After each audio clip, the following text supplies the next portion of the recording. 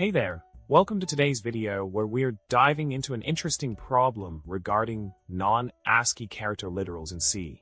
The problem at hand revolves around whether the numerical value of a char_t variable created from a Unicode escape sequence is guaranteed to match the hexadecimal representation of the character.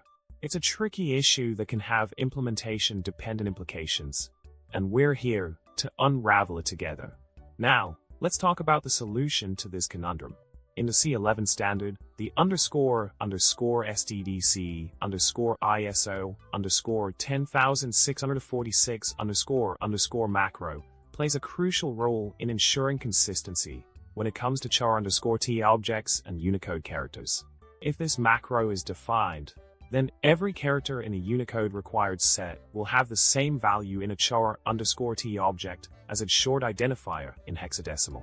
It's a neat way to maintain alignment between the character's representation and its numerical value, providing clarity in handling non-ASCII characters within the C language.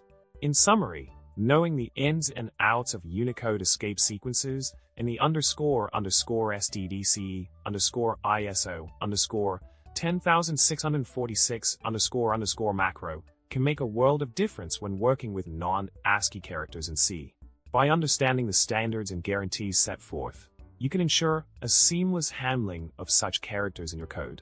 Thanks for tuning in, and remember to subscribe, like, and comment below with your thoughts. Until next time, happy coding!